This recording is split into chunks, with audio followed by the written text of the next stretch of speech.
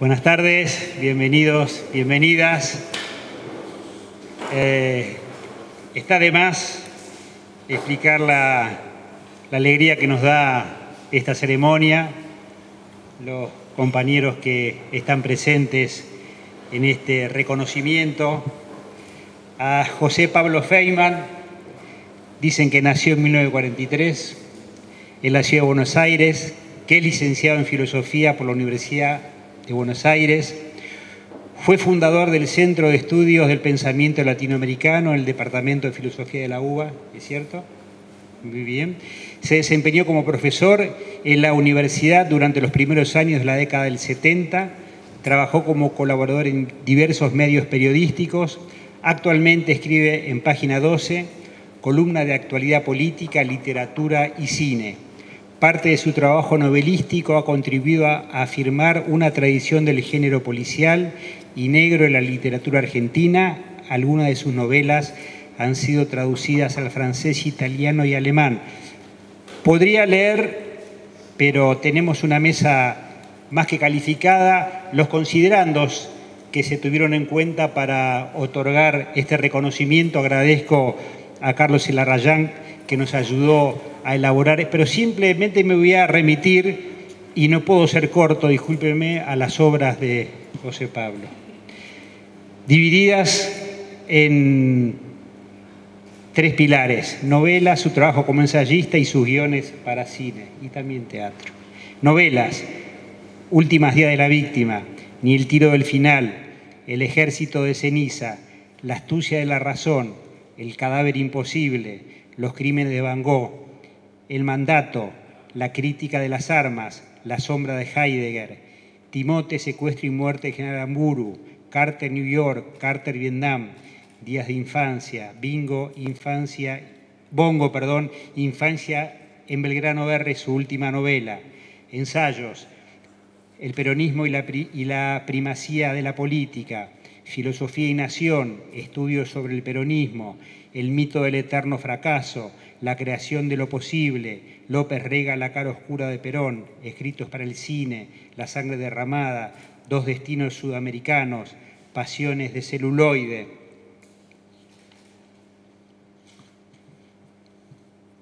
Hay 8 más, sintetizo. Guiones de cine: Últimos días de la víctima, En retirada, Luna caliente, Tango bar, Matar es morir un poco, Cuerpos perdidos, Negra medianoche, Al filo de la ley, Facundo, La sombra del tigre, Eva Perón, El visitante, Ángel, la diva y yo, El amor y el espanto, Ay Juancito. Teatro: Cuestiones con Ernesto Che Guevara, Sabor a Freud. En televisión: El cine por asalto, Cine contexto, Filosofía aquí y ahora. A ese hombre fundamental en el recorrido de la reflexión crítica de los últimos 50 años de nuestra historia es que queremos destacar con un título que ya ha ganado largamente, el de profesor honorario de la Universidad Nacional de Avellaneda, que entrega el rector Jorge Calzoni.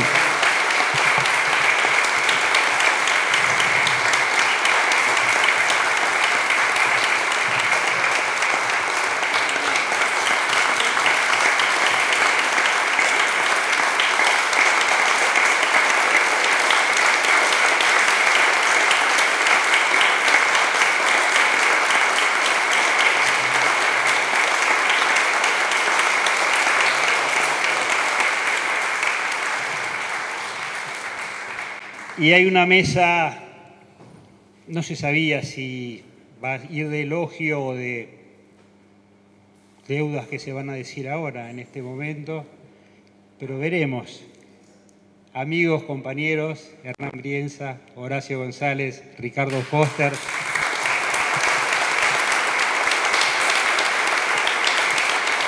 Buenas tardes a todos y a todas.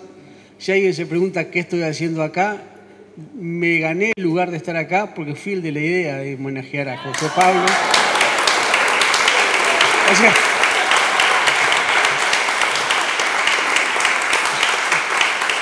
entonces, tengo derecho a robar, estar sentado acá al lado de Horacio González, de José Pablo y de Ricardo.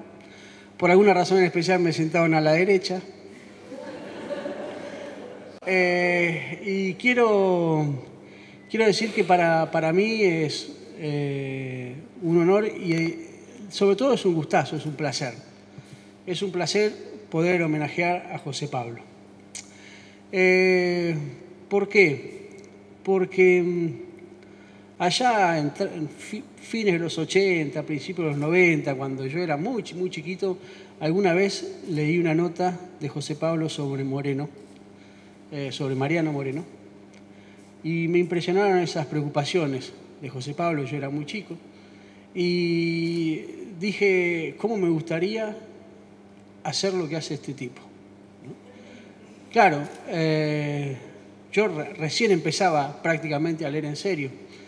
Uno llega por una nota que le llega a uno de casualidad y después uno empieza con los años a saber quién es ese hombre que escribe, ¿no? Y que ha escrito tanto y que acompaña a lo largo de toda la vida a miles de personas, ¿no? Miles de personas que pensamos con él, que reflexionamos con él, que degustamos su literatura, que nos sentimos acompañados, que nos sentimos reflejados, a veces sí, a veces no, que discutimos, que peleamos con José Pablo, pero es una figura que es insoslayable, que no la puedes esquivar, que está allí todo el tiempo y que está hablando desde lo popular, sobre el peronismo, desde los márgenes del peronismo, desde los márgenes, yo diría, afectivos del peronismo. Uno leyó la revista Unidos cuando empezaba la militancia y allí estaban ellos, porque Horacio también estaba allí. Uno leyó Página 12 durante toda la década del 90, uno leyó sus libros, uno vio sus películas.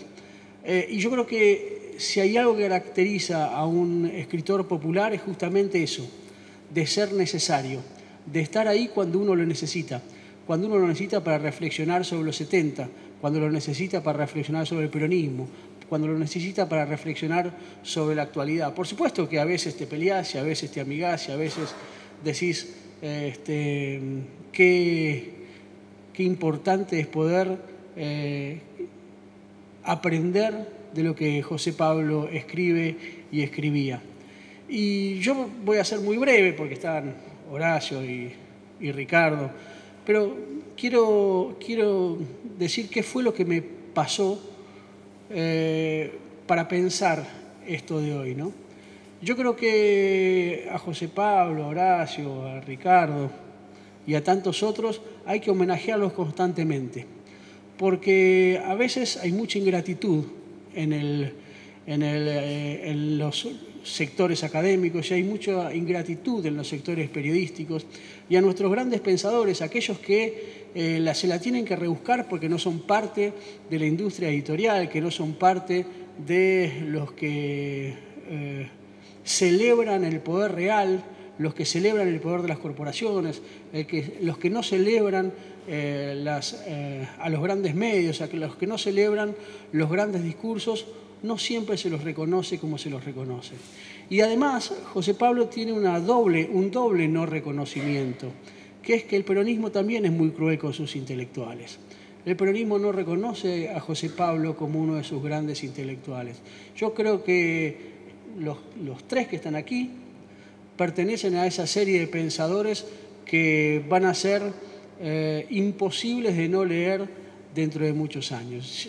Los tres se van a enojar con lo que yo digo seguramente y después me van a decir, van a ser lo suficientemente elegantes para no decirlo en público. Bueno, Horacio me va a putear en público, no hay problema, pero en privado me van a decir, no estoy de acuerdo con lo que dijiste. Pero yo creo que José Pablo está en esa línea de grandes pensadores nacionales y populares que uno puede ver las huellas de la gran tradición ensayística en la Argentina.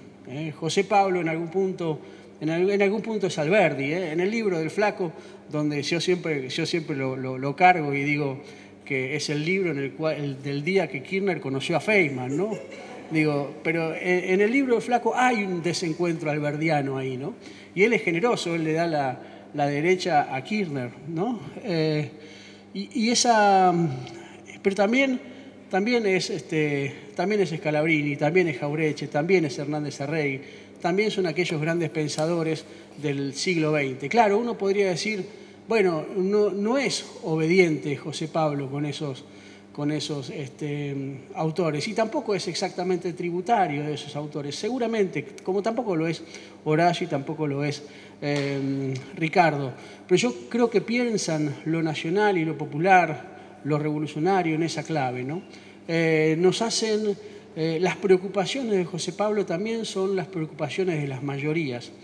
Y yo creo que fundamentalmente el castigo, digo la palabra castigo y la utilizo a propósito sobre José Pablo, es porque José Pablo ha hecho un trabajo prometeico, ¿no? Y eso es lo que no perdonan los grandes intelectuales, lo que no perdonan las grandes academias, lo que no perdonan las grandes empresas. José Pablo le robó el fuego a los sabios, les robó el fuego a los dioses de la sabiduría, del conocimiento y del mainstream, y lo bajó al pueblo. Nos explicó con palabras sencillas lo que para él es el peronismo. Nos explicó con palabras sencillas lo que para él es la filosofía. Nos explicó con palabras sencillas lo que para él es el cine. Y los sectores que leen a José Pablo no pueden hacer otra cosa que agradecerles que le hayan bajado el fuego. Claro, a Prometeo lo castigan a que todos los días un ave de rapiña le coma el hígado, que a la noche ese hígado sea vuelto a sanar para que al día siguiente esa ave de rapiña vuelva a comerle el hígado. A José Pablo, ese ave muchas veces para los intelectuales del campo nacional y popular es el olvido, es el destierro, es el exilio, es el ninguneo, es el desprecio. Y yo creo que hay una labor para hacer que es todo el tiempo sanar aquel olvido, sanar el exilio, sanar el maltrato de los sectores, de los grandes sectores que se olvidan de aquellos intelectuales que hacen pensar a las mayorías. José Pablo hizo pensar a las mayorías. José Pablo además le habló a las mayorías elevando también el discurso, porque no fue demagogo con las mayorías. Y me parece que allí es donde el desafío es mayor. Ricardo dijo al pasar de menor a mayor, y hay 3 generaciones. Ojalá yo haya representado con hidalguía a la generación que admira a estos 3 hombres, pero que quiere además homenajearlos constantemente y permanentemente. Empiezo por José Pablo, porque nos une un gran cariño. Pero ojalá pueda homenajear a Horacio más adelante, que ya ha sido homenajeado, y a Ricardo cuando pase, dentro de muchísimos años. Dentro de muchísimos años a Ricardo también. Gracias por estar acá y gracias por permitirme estar en esta mesa.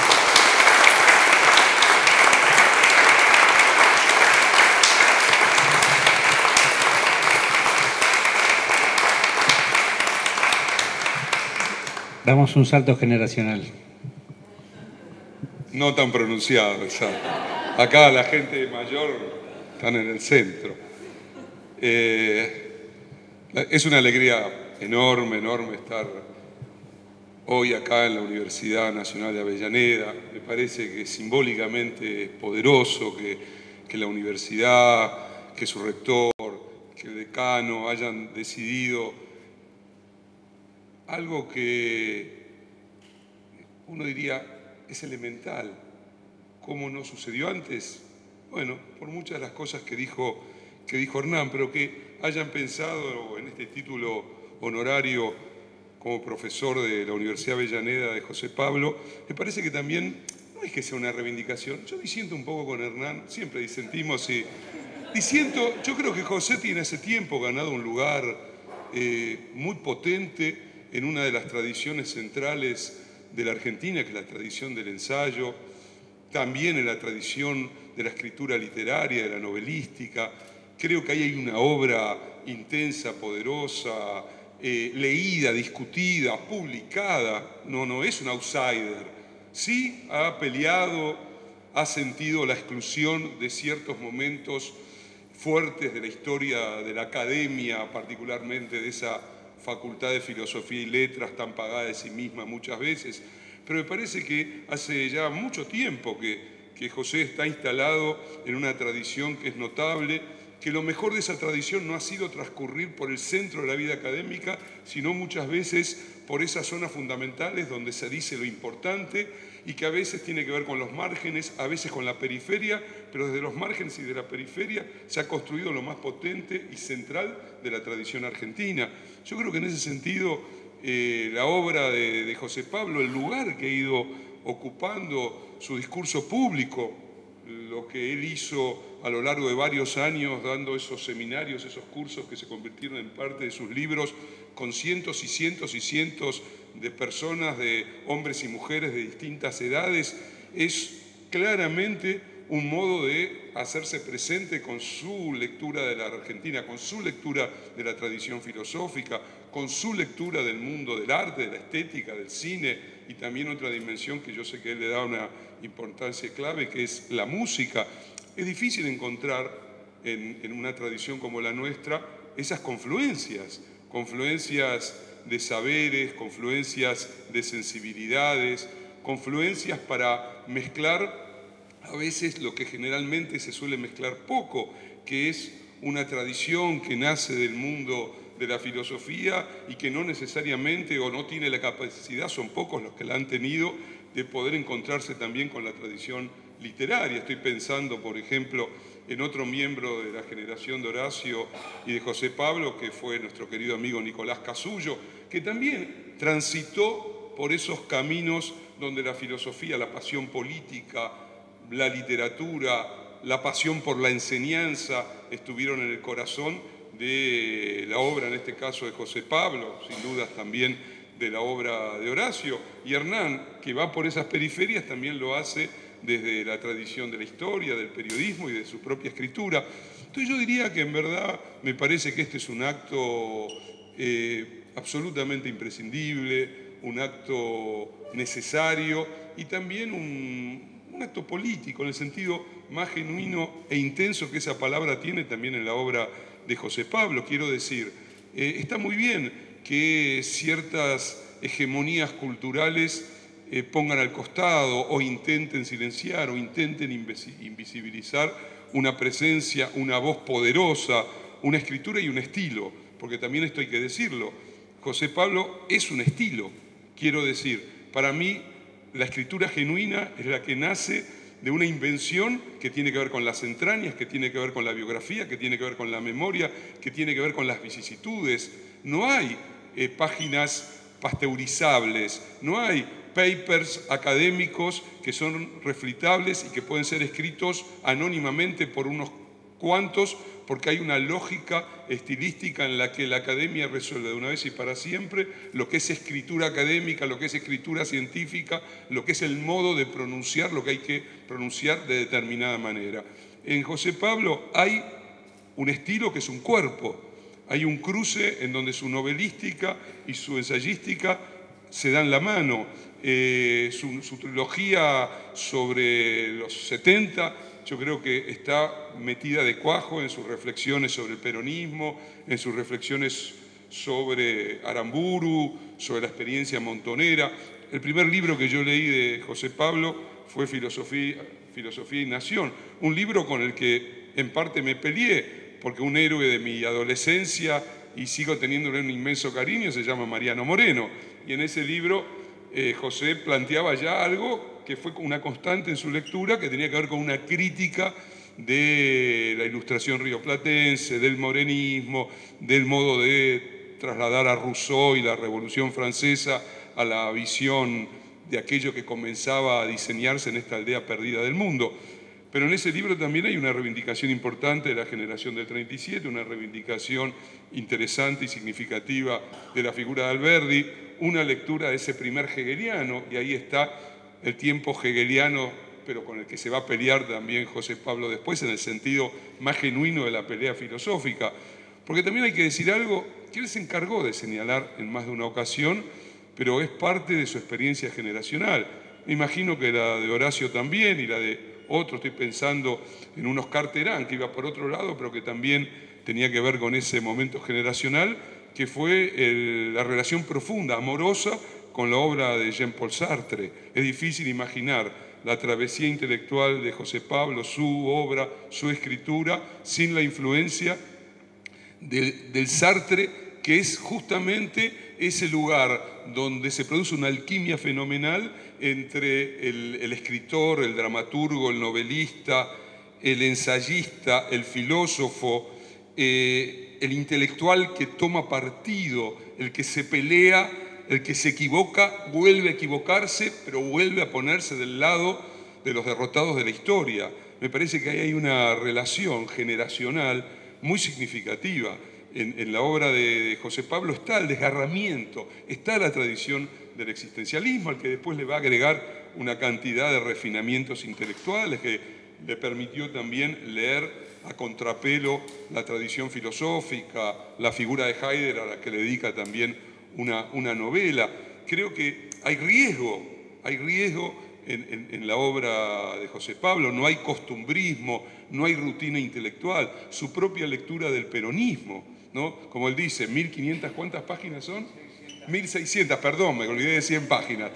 1600 páginas que la verdad se leen como una especie de travesía magnífica por uno de los laberintos más complejos que la Argentina ha logrado producir de cara a generar la confusión mundial, ¿no? Entonces, ahí José Pablo se mete en el peronismo, lo hace de un modo que a mí me parece casi propio de la idiosincrasia de su propia experiencia generacional. No puede meterse en el peronismo como un entomólogo, no puede meterse en el peronismo como un historiador que busca más o menos acercarse sin demasiada subjetivación sobre el terreno donde se armó la vida, la pasión, la muerte de una generación de la cual es parte José Pablo, de la cual es parte Horacio, y de la cual de alguna manera muchos de los que estamos acá nos sentimos parte y nos sentimos atravesados. Es imposible escribir sobre el peronismo, es imposible escribir del modo que lo hace José Pablo sobre la Argentina desde Filosofía y Nación, en su novelística sobre la Argentina, incluso en sus travesías de infancia sobre ese barrio de Belgrano R, donde yo nací cerca de donde vos viviste. Me siento también identificado con ese lugar. Fui a una escuela emblemática de ese barrio que fue el Nacional número 8, Roca, que estaba allí en Amenábar y La Pampa. Muchas veces esperé el tren allí en Belgrano R, caminé esas calles inglesas de esa zona tan preciosa, de la que sin embargo surgió un personaje que escribió desde una perspectiva críticamente radical de lo que se guarda en términos simbólicos, culturales, ideológicos y políticos dentro de ese barrio. Es interesante que la propia obra de José Pablo va hacia los arrabales, va hacia lo popular, va hacia una tradición como el peronismo, va hacia una tradición que también tuvo en su interior la disputa si la revolución sí o la revolución no, que tuvo la disputa de las armas, que tuvo la disputa de la vida poniéndose en juego en pos de un ideal. Me parece que en ese sentido, a mí me parece notable que se pueda hoy, en este espacio que es la Universidad Nacional de Avellaneda, poner en evidencia lo que es evidente de por sí, que hay una obra que es una obra intensa, que es una obra sutil, que es una obra a veces desmesurada. Hay desmesura, ¿no? Yo me lo imaginaba cuando conversábamos en nuestras noches allí en aquel restaurante donde pasamos algunas veladas en otra Argentina discutiendo una y otra vez, me lo imaginaba a este hombre noctámbulo, escribiendo en las madrugadas, discutiendo con él mismo, atravesado por la pasión de la escritura. Por eso cuando hoy leía el reportaje que le hizo Silvina y donde José decía que no estaba escribiendo, la verdad que me sorprendió, me conmovió, porque hay una relación directa entre Horacio y José Pablo. Creo que podrían completar las horas de la escritura elevada a la enésima potencia y todavía la mayoría de nosotros no alcanzaríamos a ocupar un segundo de ese tiempo dedicado a la escritura. Ha dedicado la vida a la escritura, es la escritura, en el sentido de la tradición también de un Kafka. Escribo para no morir, mi escritura solo sirve si es una púa, ¿no? Y creo que, insisto, tomo todas las palabras que Hernán dijo sobre Horacio y sobre José Pablo. O sea, de verdad que en esta mesa tenemos, yo creo que dos de aquellos que representan en el sentido más auténtico, más profundo, más decisivo, lo que merece ser pensado y ha sido pensado y escrito, por lo menos casi, perdonen el tiempo transcurrido, casi, no, 50 años tranquilamente ya, ¿no? Porque me parece que los dos ya despuntaron el vicio ahí en los años 60. Entonces hay ahí, insisto, ¿no? Algo que también no hay que dejar de señalar. Discutíamos muchas veces, ¿no? Y con Horacio, también con José Pablo, con otros amigos, algunos están, otros no están. Yo creo que ha sido y sigue siendo un desafío político, ideológico, cultural de envergadura, sostenerse en la tradición del ensayo. José Pablo ha sido un cultor del ensayo, le ha dado a la tradición ensayística argentina un lugar de envergadura que incluye nombres notables, a algunos les gustarán más, otros menos, pero incluyo nombres obviamente que van desde Sarmiento hasta Borges, pasando por Martínez Estrada, pasando por Nicolás Casullo y muchos otros nombres que están allí para decir que la tradición del ensayo es una intervención también sobre el mundo universitario. Es una intervención imprescindible de un mundo que muchas veces privilegió el discurso pragmático, cientificista, academicista, y que paradójicamente se dedica a estudiar a aquellos que han cultivado la tradición ensayística. Es casi risible que muchos de los académicos notables del mundo de las facultades de Filosofía y Letras de casi todas las universidades nacionales tengan muchas veces como objeto de estudio aquellos que repudian a la hora de analizar la falta de seriedad académica supuestamente de las escrituras de los grandes ensayistas argentinos. Así que mi homenaje a José Pablo, un ensayista notable de la tradición argentina, alguien que va a seguir escribiendo en un tiempo de urgencia donde las cosas requieren de la pluma, de la pasión, para que el espíritu libertario, sartiano, existencial, pero también, ¿por qué no, revolucionario de José Pablo, peronista, de lo que le queda de aquel peronismo imaginario a José Pablo, siga pensando la Argentina que requiere una lucha central contra la miseria de una cultura de la dominación que intenta producir el verdadero olvido, que es el olvido de seguir soñando como en toda su escritura se soñó la relación entre compromiso político, escritura y rebelión de los que no tienen nada. Muchas gracias, gracias José.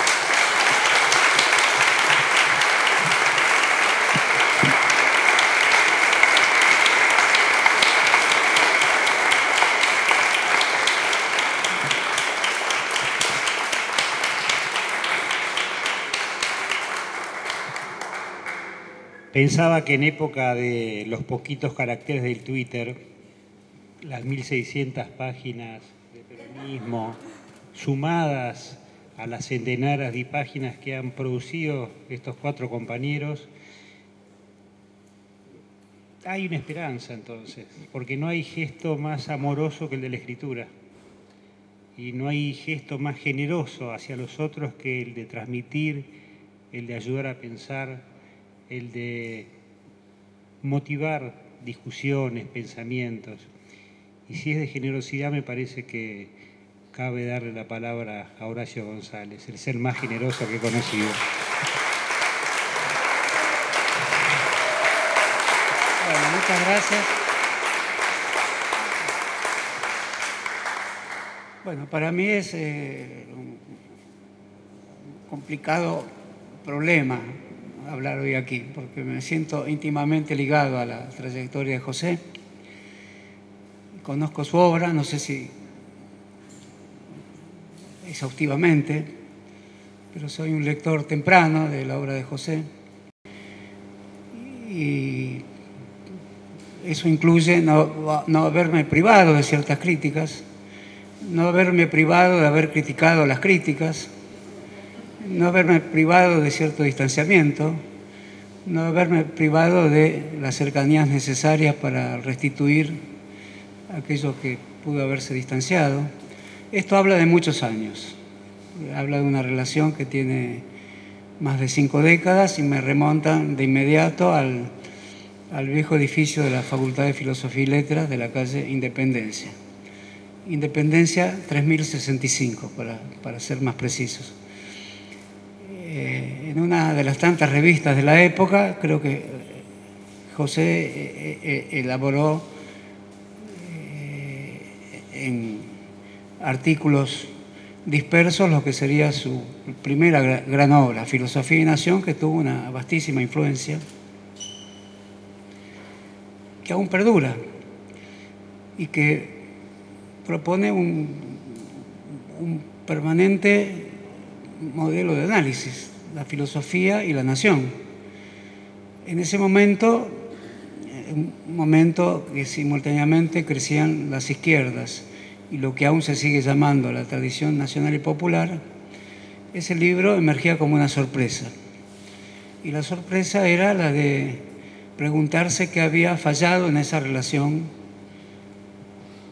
de las tradiciones filosóficas de un país y qué había fallado en la nación para no permitirse alimentarse o nutrirse de esas tradiciones filosóficas que a su vez fallaban con la nación que querían interpretar. De ahí surge un tema permanente que aquí se ha mencionado, la figura de Alberdi y su desentendimiento con Rosas. No sé si José lo diría de esta manera hoy, han pasado muchos años, pero el doble desentendimiento entre la figura popular que expresaba las posibilidades de una época y el filósofo más avanzado de aquel momento, que sin duda era Alberdi. Es cierto que esto propone una discusión, podría decirse que fue Echeverría el más avanzado. Ambos se dejaban influir por lo que muy rápidamente llamaríamos un romanticismo que tenía el problema de no querer ser tan europeísta como efectivamente lo era. No nos puede ser difícil trasladar este tema a la actualidad, aunque han cambiado los nombres, las circunstancias, las épocas son muy crueles con todo lo que cada momento se piensa como absoluto para sí mismo y no lo es. Lo cierto es que ese libro, como la figura de José, plantea un dilema muy fuerte a la crítica argentina, a la crítica literaria y a la crítica sin más. Ese libro quizás es su libro que más fue comentado y puesto como programa de análisis de la crítica literaria más establecida de la Argentina, incluso de la crítica historiográfica.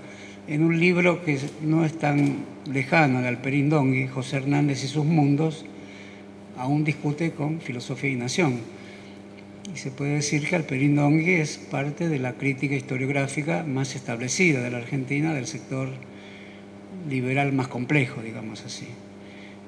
Si no recuerdo mal, Alperín le critica o quiere hacer más complejo el modo en que José trata la vuelta de Fierro a diferencia de la ida. ¿Por qué? Porque hay un problema en Martín Fierro, como hay un problema en Alberdi y en Rosas, que es de qué modo sus filosofías o sus literaturas hacen entrar en el texto a la historia. Y eso que se le puede escapar a los críticos literarios no se le escapó al Alperín Dongui, que tiene el mismo problema: cómo hacer entrar la historia en los textos. Entonces, me parece que el problema que plantea José a la crítica universitaria y a la crítica literaria que se hizo en la Argentina en estas últimas décadas es la multiplicidad de espacios en los que actúa de modo tal que no deja fácilmente aprehensible el lugar donde está. Sale de la universidad, sin duda, de aquellos años sartreanos, sale sin duda de la lectura de Hegel y de Heidegger, y al mismo tiempo se introduce en el cine, se introduce en el teatro y en el periodismo, que no es el periodismo de masas, pero es un periodismo de lectura política que forma públicos diferenciados del público de masas. Y al mismo tiempo, la televisión. Eso plantea un conjunto de problemas a la crítica, un conjunto de problemas que nunca le plantearon al Borges televisivo, nunca le plantearon al Borges cinematográfico, porque todo eso, si tenemos en cuenta qué hizo la crítica con Borges, con el Borges que se escapaba del modo específico en que elaboró su literatura, se escapaba a través de los medios de comunicación, se escapaba a través de las numerosas películas que se filmaron sobre su obra. Y sin embargo, Borges no plantea a la crítica el mismo problema que plantea José Pablo. Una crítica que le fue reacia, por las mismas cuestiones que no era reacia cuando Borges ingresaba en mundos que aparentemente no correspondían con aquel para el cual se había preparado el crítico. Es decir, para ser homogéneo consigo mismo, para no tropezar en el mundo menos candoroso o más problemático de los grandes medios de comunicación.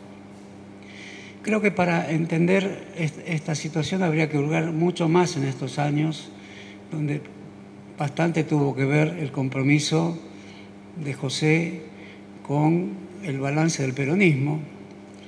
Y lo de José me parece que es uno de los balances más extraordinarios que se ha hecho sobre el peronismo, porque es un balance donde Perón aparece en sus múltiples facetas y no es perdonado, no es tomado livianamente, no es aceptado con una a priori de indulgencia. Es un Perón terrible el de José, es un Perón que le permite construir una de las escenas que pueden ser intolerables. Si la comento aquí, corro el riesgo de traicionar al gran cronista que escribió esa escena. Es una escena atemporal, donde los comisarios que actúan en ese momento, con un Perón de espaldas, discuten nombres que van a ser sacrificados. Y en un momento alguien dice Cook. Esa es la atemporalidad que tiene la escena. Y Perón no dice nada. Junto a ese Perón, mudo, frente a su propia historia, está el Perón de la emergencia de las clases populares, la construcción de una nueva clase obrera, el mercado interno, el Estado que interviene en los asuntos públicos de la manera que conocemos. De modo que hay una fuerte incisión en esa figura fundamental, que es una incisión trágica. Es una incisión que conduce todo el hilo novelístico de José y que me da la impresión que el ámbito del peronismo, tan complejo como es, porque todavía existe, todavía es un horizonte trazado sobre la Argentina, no tuvo la argucia de saber leer eso. Es decir, la complejidad que tiene hoy el peronismo, desparramado en todos los ángulos de la sociedad argentina, puede ser interpretado como una gran agonía, y eso lo hace interesante, y puede ser interpretado como algo que permite hoy apuestas políticas. Esto también es interesante. Pero de ambos momentos, el momento de su agonía o el momento de su posible productividad política bajo ese nombre en los días tan temibles que corren, no permitió crear la sensibilidad crítica para entender cómo alguien podía escribir esas páginas tan terribles. Imaginar un Perón no terrible no es propicio para estos tiempos. Es un Perón terrible. Eso no inhibe a nadie que conserve esa identidad, por el contrario, se la conserva bajo una forma que es la que corresponde. Un Perón que hace temblar. Y hace temblar porque efectivamente es un personaje de la historia que maneja todas las cuerdas del miedo y de la esperanza. José lo entiende así. Y eso se expande en sus novelas. También, aún cuando apela a personajes que no parecen ser de su estima, como La sombra de Heidegger, que la considero una de sus grandes novelas. En La sombra de Heidegger está también la misma imposibilidad trágica, el obstáculo trágico que nos permite efectivamente escribir para saber qué opinamos de alguien, porque no podríamos permitirnos juzgar la obra de José como alguien que parte de conclusiones ya hechas sobre Perón, sobre Heidegger, aunque él crea que las tiene. A mi entender, La sombra de Heidegger, en el libro asoma una condena a Heidegger. Y sin embargo hay una fuerte comprensión de la figura de Heidegger. No se podría escribir una novela sobre Heidegger sin una comprensión de un drama irresuelto para Heidegger. No hay concesiones a una idea esquemática sobre Heidegger. Quizás José pensó escribir una novela que mostrara la necesidad de poner a Heidegger sobre la sombra tremenda, sarmientinamente, digamos, con la que animó una historia feroz casi sin pensarlo. Ese casi sin pensarlo es el motivo del novelista, porque no es concebible que se escriba una novela sobre Heidegger. Quizás se han escrito otras, pero acá en la Argentina se escribió esta de José. Y esta de José, como el Perón terrible, pone un Heidegger terrible, y al mismo tiempo la beta trágica permite pensar en la vida de cada uno de nosotros. Es decir, podemos ser terribles y algún mendrugo de indulgencia podemos merecer. Ese es el novelista, para mí, que creo que leí casi todos los libros de José. Lo mismo Timote. Timote es otra gran novela de José. Es una novela sobre la ejecución y muerte de Aramburu, pero ya no se sabe cómo decir eso, porque se dijo ajusticiamiento, se dijo juicio, enjuiciamiento, asesinato. Ya no hay palabras. Creo que la sociedad argentina tendría que reconstruir su elenco de palabras para decir qué pasó ahí. Ahí tenemos la novela de José. Es una novela que, entre otras cosas, se plantea qué elemento de la creencia en el modo de justicia última que tiene un trazo de cristiandad que recorre todo el libro, es lo que llevó a esos jóvenes a tomar una decisión última que influyó tan decisivamente en la historia argentina. Por eso también el diálogo final entre Dios o los dioses, como queramos llamarlo, y los justicieros es uno de los momentos más sugestivos que se hayan escrito sobre un tema que tiene escrituras numerosas, ensayos, películas. Timote es una de las grandes novelas argentinas que también nos dejan ante un horizonte trágico. Insisto en la tragedia porque es lo que nos permite imaginar que no hay el novelista que juzga de antemano a ningún personaje y los deja libres ante el juicio de una posteridad que quizás nunca aparezca. Los deja sin saber esos mismos que han hecho. Por eso también considero Timote una de las grandes novelas argentinas sobre un hecho conmocionante de la vida nacional. Esto hace pensar en un novelista que ha escrito sobre hechos realmente ocurridos, pero no es exactamente así. Hay una historicidad permanente en José, podríamos llamarlo un historicista de la novela o un novelista con su historicidad candente siempre en la punta del lápiz.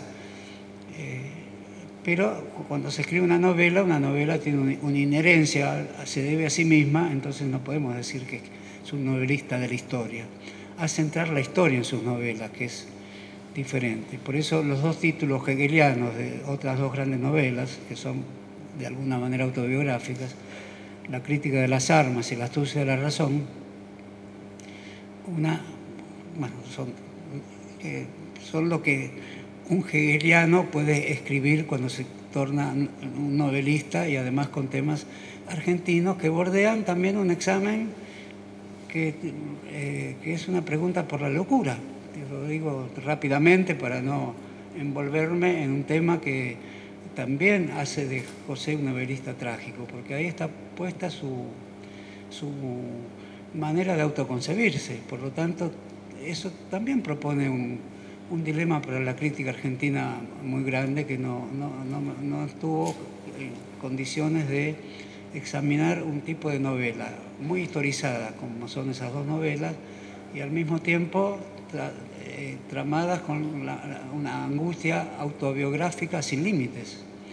Todo eso hace pensar en una crítica argentina, y pienso en muchos críticos argentinos de estatura, de envergadura, que no se atrevieron a tomar ese desafío, porque ese desafío es el desafío del entrecruzamiento.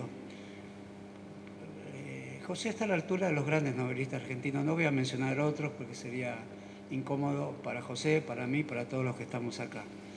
Pero la crítica argentina no supo comprender esto, porque no supo comprender de qué modo esa novela escapaba hacia lo imposible, hacia la capacidad del narrador de abordar su momento, en el cual más allá de él no hubiera podido narrar más nada. Por eso hay una tensión permanente en la escritura de José. Esas dos novelas son dos novelas fundamentales de los años 70, el trasfondo de los años 70 y el recorte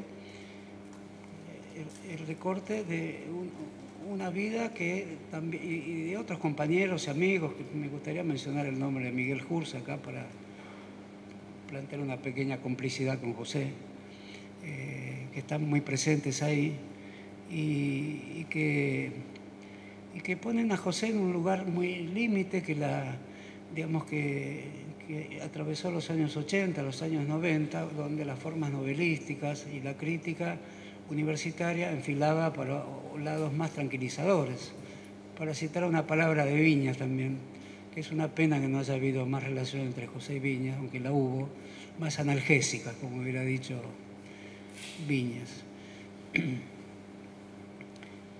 Y después el cine. Me parece que la intervención de José en el cine también es una intervención fundamental, porque José tiene una mirada sobre el cine, como lo demuestran sus vastísimos artículos sobre el cine, de erudito, cinematográfico, llamémoslo cinéfilo, que encontró en Aristarain el cineasta adecuado para sus novelas, y también con Aristarain pasó algo que lo hizo, digamos, lo hace ser hoy alguien que se propuso un cine de alta calidad, un cine que se pensó como la gran pedagogía cinematográfica para los espectadores argentinos, que a su vez, que al mismo tiempo que ven una película, aprenden a pensar el cine, y eso es lo que permitió que existiera la relación de José con Aristarain. Y hoy también se hace un cine de gran espectáculo, que no tiene la envergadura que tuvieron aquellas películas, ni El tiro del final o Los últimos días de la víctima, con grandes actores también como Lupi, que pertenecen al rango de un gran momento que parece un capítulo sobre el cual una pesada hoja de acero se ha dado vuelta y eso ha pasado en muchas otras situaciones y con muchas otras personas, pero si lo decimos acá es porque estamos viendo de qué modo todo esto ocurrió en una Argentina que se fue degradando, que se fue mancillando a sí misma y que fue aniquilando sus propias posibilidades artísticas en el cine e incluso en la televisión, y que sin embargo conservó cenáculos, conservó cátedras, conservó políticas culturales, y todo eso bajo amenazas que no percibía esa misma crítica. Por eso vuelvo a decir que José plantea un problema importante respecto a qué lugar ocupa en una vida intelectual donde sus novelas se convirtieron en grandes películas sostenidas por un fervor de un público cinematográfico intenso y numeroso. Se convirtieron en clases por televisión y eso también plantea un problema. Filosofía por televisión. Hoy se hace. Hoy lo hacen varias personas.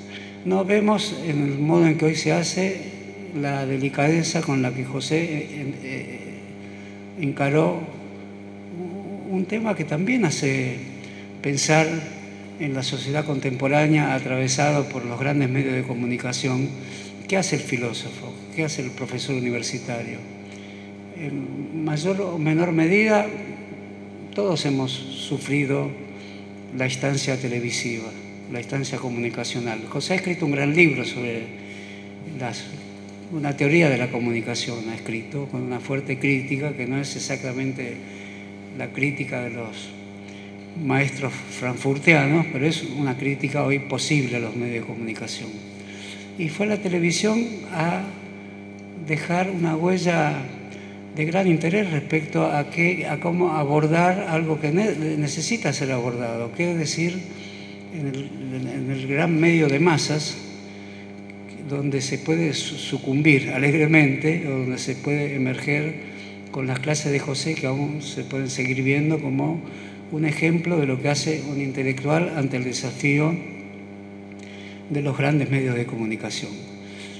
Todo eso es muy posible que haya creado un conjunto de desafíos o de equívocos que la crítica argentina no estuvo en condiciones de percibir. Sé que hay tesis sobre la obra de José, una la conozco, creo que es una chica argentina que estudió en Canadá.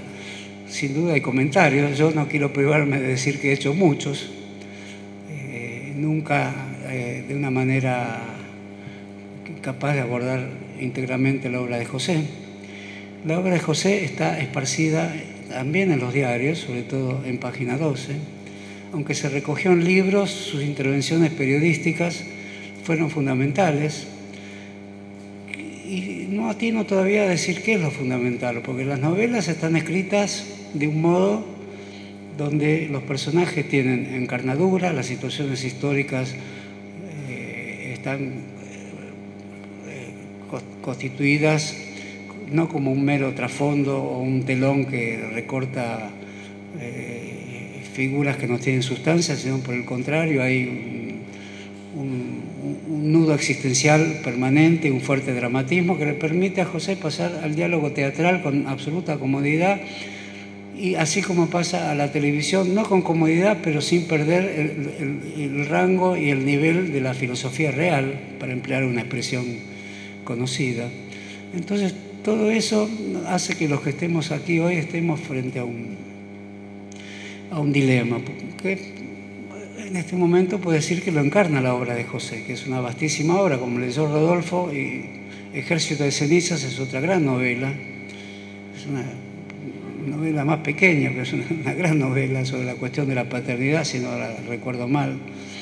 Y podría mencionar tantas otras que hoy no me propuse rememorarlas ni revisar nada de lo que escribí sobre José para no jugarme la mala pasada de repetirme. Así que no sé si estoy repitiendo cosas que escribí anteriormente sobre José. La sangre derramada, esa fue la que me permitió el mayor distanciamiento, pero José ahí hundía su cuchilla en la decisión de la lucha armada. Es un tema que no lo dejaría perder en la niebla del pasado. ¿Quiénes seríamos los que debatíamos con ese libro de José, que debe tener más de 10 años ya, La sangre derramada? No éramos hombres armados. Debatíamos sobre un fantasma, sobre lo que hubiéramos querido ser y no fuimos, y sobre lo que no nos animamos a decir enteramente. Había que criticar hasta qué punto a los que tomaron verdaderamente las armas, que diversificaron esa decisión ante tantos rumbos posibles, algunos tornándose lo contrario de lo que habían decidido ser en el momento luminoso de sus vidas y entraron en una gran oscuridad, e incluso en el plano de la oscuridad de los conversos. Otros fueron los dignos mártires que aún conmemoramos. Otros sobrevivientes se vieron enfrentados a decisiones muy difíciles de cómo reencaminar sus vidas en un ámbito de tiempo tan diferente a aquel en el que habían tomado las decisiones últimas. Y al mismo tiempo se encontraron con conmemoraciones, ceremonias, rituales que éramos todos nosotros los que los hacíamos y los seguimos haciendo. Creo que José no se resignó a ser el que engrosaba la larga fila de los que quizás culposos por no haber seguido la ruta de las armas hasta las últimas consecuencias. Nos era fácil que se abrieran las puertas de la conmemoración y del ritual, y José encaró más decididamente esa crítica. Quiero decirlo ahora porque a eso me refería cuando dije que fui crítico de ese libro y después fui crítico de la crítica, porque sigue siendo un tema absolutamente abierto, aún en una época que parece la menos propicia para tratar estos temas. Pero ya para ir terminando, ninguna época es propicia para hacer nada de lo que se supone que esa época recomienda, porque finalmente algo se resquebraja bajo nuestros pies y lo que creemos que era propicio no lo era de ningún modo. Entonces, en esta época, que es también una época terrible, como se me ocurrió decir del Perón que encara José, me parece que es en esta época donde la obra de José es una obra formidable, una obra que no tiene límites, una obra que efectivamente, como bien decía Ricardo, es una obra ensayística donde el ensayo ha sido expulsado de la universidad, pero sin embargo lo único que tiene la universidad para estudiar son los grandes ensayistas de este país, es decir, los que se escaparon de la escritura canonizada, ritualizada y empastada o puesta con los términos con los que hoy se hacen carreras universitarias, que no debemos ni condenarlas ni aceptar que de ahí emerja, y solamente de ahí emerja la crítica.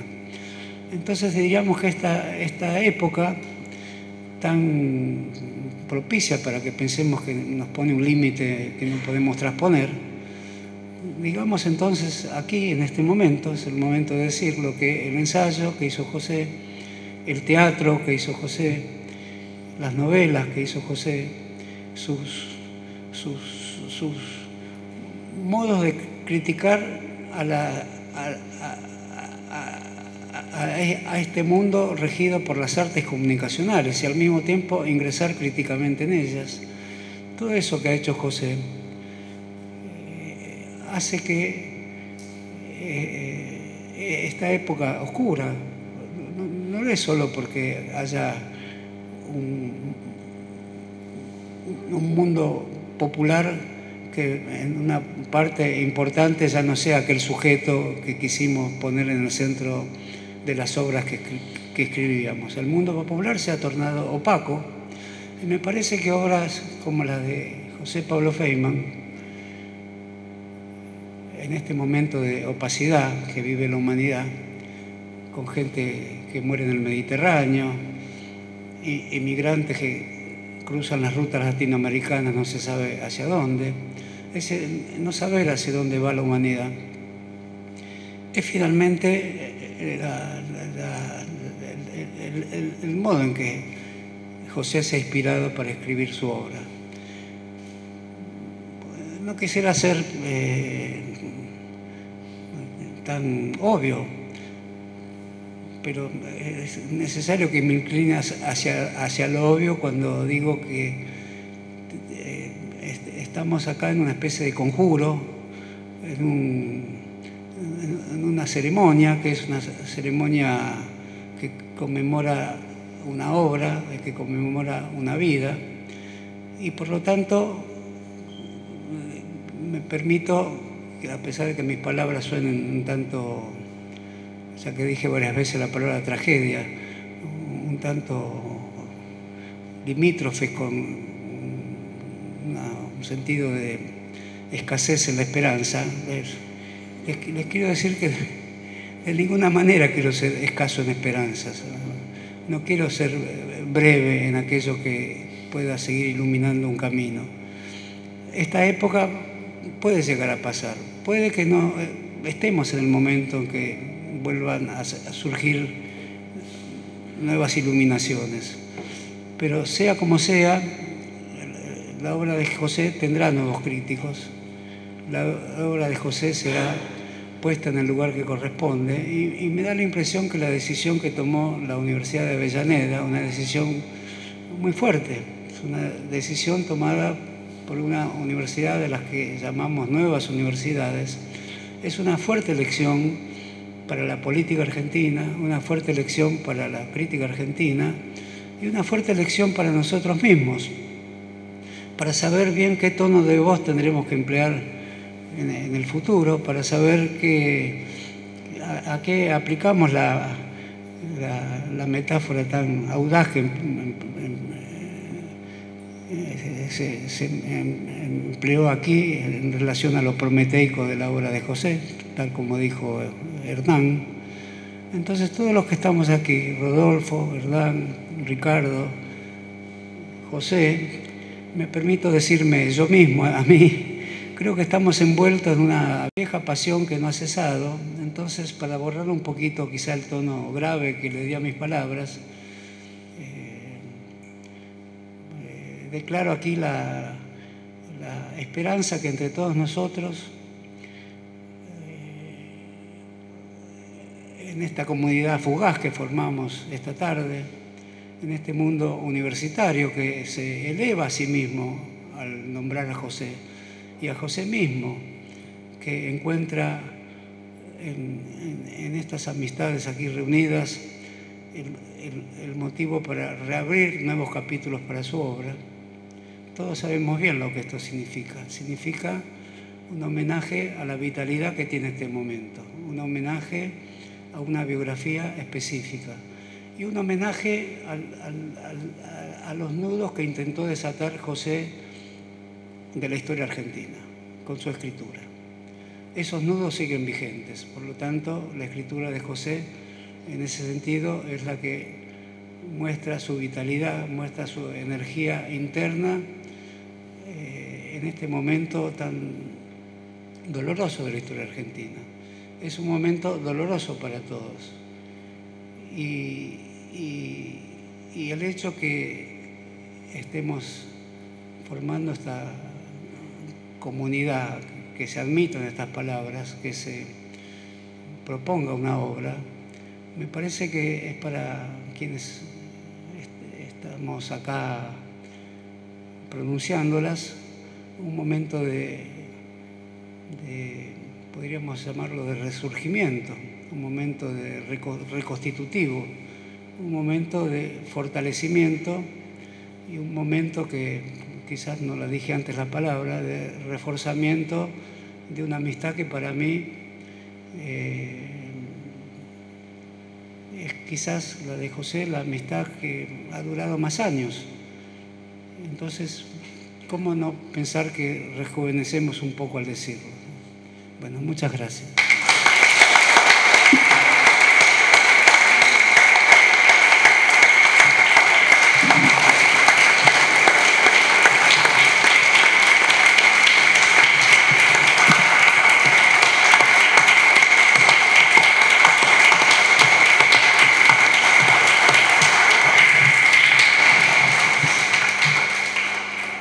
En este auditorio hoy tenemos alumnos, docentes, autoridades.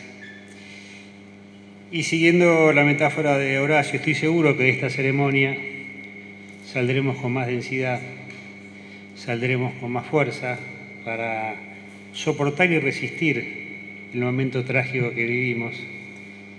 Y saldremos con esa fuerza, entre otras cosas, porque desde hoy José Pablo Feynman es docente honorario de esta casa.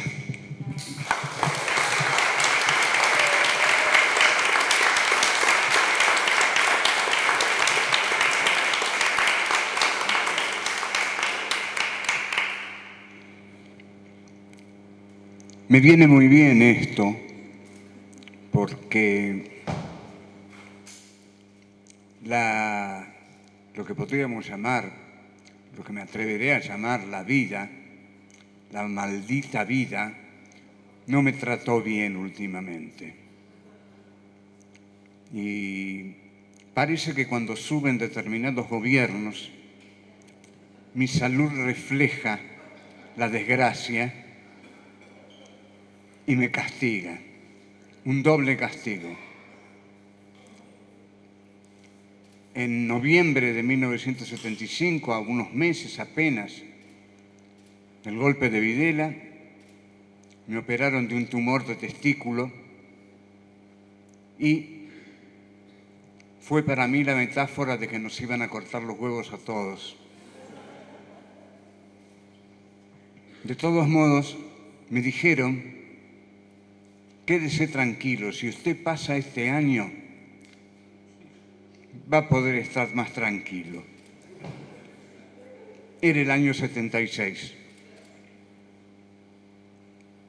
Me moría por dentro o me mataban por fuera, como mataban a todos, como se escapaban mis amigos, buscaban el exilio, buscaban una seguridad que no alcanzaba, que era imposible, no había seguridad, no había ámbito privado. Y pasé ese año muy mal. En el 2016, cuando gana Mauricio, Macri, la puta que te parió, cuando gana ese, yo estaba en un gran momento. Tenía 72 años y me preparaba para iniciar una última etapa, tal vez larga, pero llena de entusiasmo y creatividad. Junto con el maldito gobierno, me da una ACV. Así que repito la misma figura del 76. Mi cuerpo me pega tanto o más que la realidad externa. Recuperarme fue una pesadilla, porque la pesadilla estaba fuera. Amigos detenidos, agresiones, lo de Milagro Sala, los jueces, las agresiones a la cultura. Y yo tratando de salir de terapia intensiva del diagnóstico. De ahí me quedó algo que este acto ayuda a amortiguar. Me quedó una visión muy pesimista de la vida, porque consideré que era muy injusto que me estuviera pasando lo que me pasaba, y me costaba mucho recuperarme. Horacio, que estaba con serios problemas de salud también en ese momento, me fue a visitar un par de veces y yo le dije cosas terribles de los médicos. Y no le hice bien con eso porque él necesitaba confiar en los médicos. Otro amigo que me fue a visitar, Guillermo Sacomano, que es un buen tipo, pero un neurótico impresionante, entró y le empecé a decir toda la retahíla de pestes que yo hablaba de mí, de mi suerte, de lo que me había pasado, de por qué me había pasado lo que me había pasado. La vida es una porquería. Y yo, pues, se levantó y se fue. 5 minutos me escuchó. En el estilo de un psicoanalista lacaniano, así que te larga, te dice váyase, su sesión ha terminado. Bueno, Sacomano se levantó y se fue. Me quedé solo con mis quejas.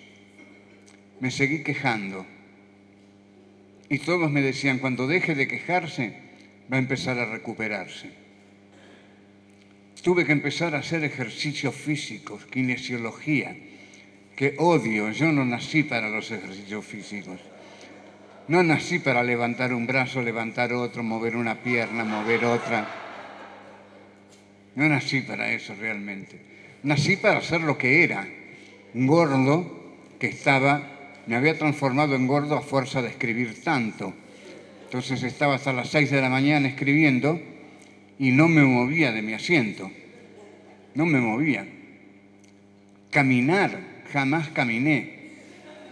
¿Qué era eso de caminar? Mientras tuve un coche hasta el año 92, si había que ir a 3 cuadras, sacaba el coche del garaje.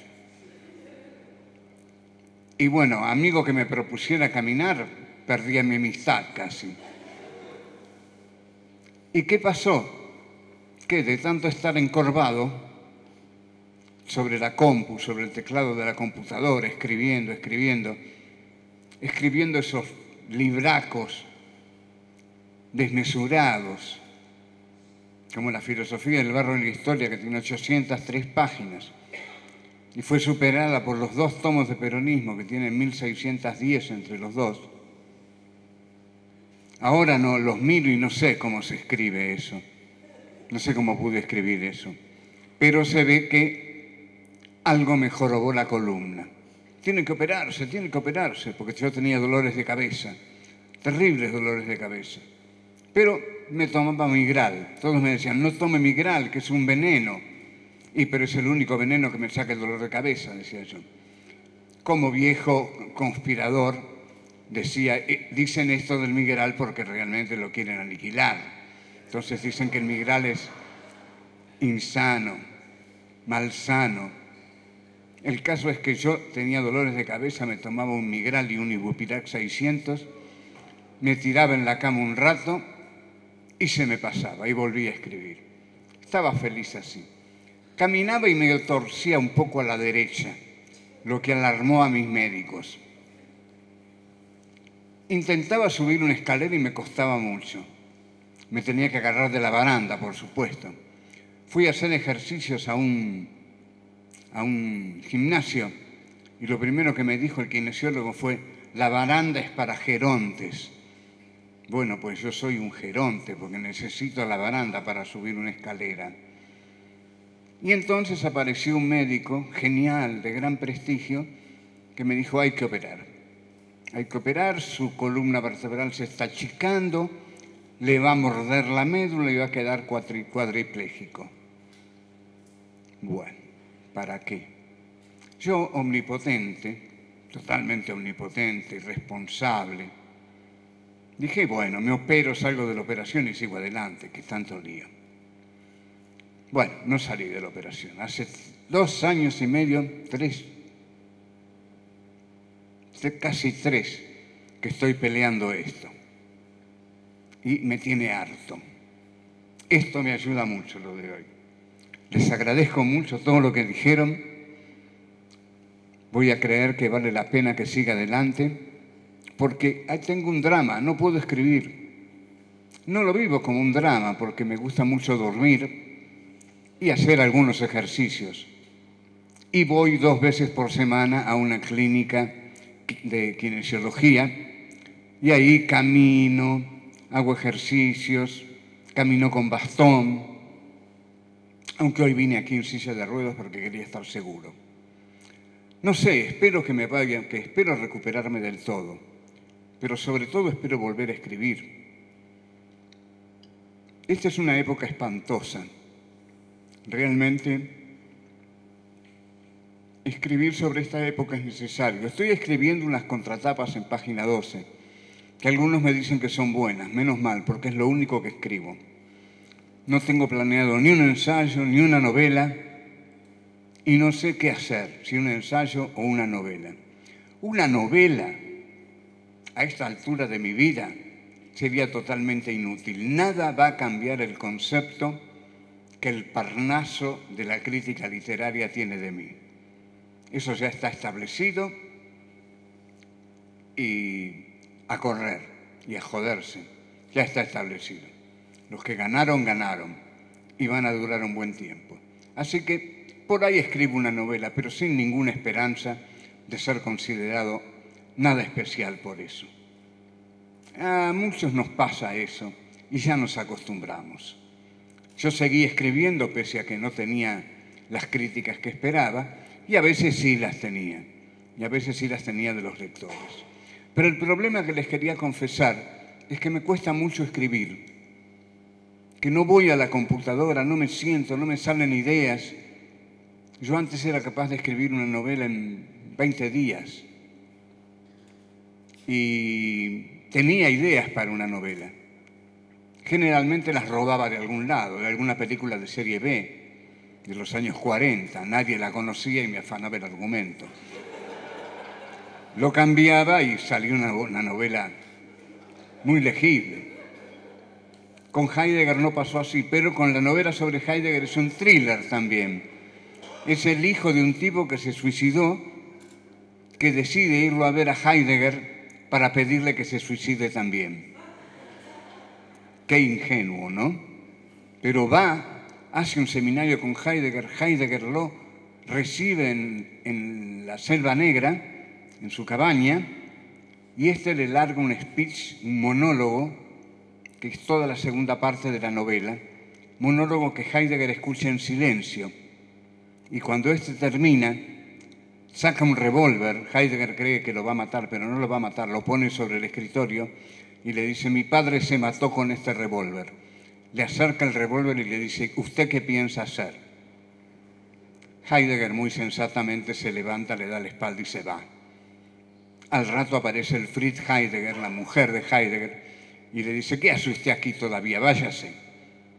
Y el protagonista se va. Y bueno, y poco después termina la novela, que gracias a Horacio sé que es muy buena. Y lo necesito mucho, Horacio, se ve. Gracias, Horacio, por decir que La sombra de Heidegger es muy buena. Bueno, quizás sea buena, se tradujo al inglés, yo qué sé. Por ahí es buena. Un filósofo italiano la adoraba. Pero ahora espero que esto, todo lo que dijo Ricardo, que fue fantástico, la apertura de Hernán, que me emocionó, y la sensibilidad excepcional de Horacio, que contó nuestra vieja amistad, espero que todo eso me sirva como disparador para volver a escribir, para volver a enamorarme de las cosas de las que siempre estuve enamorado: el ensayo, la narrativa, las ganas de escribir. Espero que eso vuelva. Agradezco muchísimo esto inesperado. Se lo agradezco a Rodolfo Amaui y a Hernán, que fue uno de los que, según me han dicho, impulsó mucho este acto, esta decisión de la universidad. Y bueno, yo soy un hijo de la Universidad de Buenos Aires, de Viamonte 430, de los años 60, después de la calle Independencia. Y estaba dando clases en la calle Independencia cuando vino la intervención de Ivanišević. Y ahí no me renovaron el contrato y me fui a mi casa. Y en el 84 no volví a la universidad. Pensaba escribir y no volví a la universidad, me quedé escribiendo. Pero empecé a dar clases en modo independiente. Y esas clases se llenaron de alumnos y fueron muy exitosas. Y aprendí mucho. Yo creo que uno cuando enseña aprende como loco. Aprende muchísimo. Porque para enseñar, primero hay que leer lo que uno quiere enseñar. Después, primero lo tiene que leer para entenderlo. Después lo tiene que leer para ver cómo lo enseña. Y después lo tiene que enseñar. Y ahí ya lo aprendió totalmente. Así que yo le debo mucho a la enseñanza. Le debo mucho a estos queridos amigos que nos juntábamos durante el 2015 en un bar llamado Urondo, que quedaba en una calle inaccesible, lejos, que servían una comida más o menos y carísima, nos cobraban una barbaridad, pero éramos unos amigos que nos reuníamos y, como dijo Vicente en un mail que mandó, nos sentíamos jóvenes y fuertes. Un año después ya no éramos ni jóvenes ni fuertes, pero estamos tratando de volver a hacerlo. Seguramente lo vamos a volver a hacer. Bueno, muchas gracias a todos. Muchas gracias.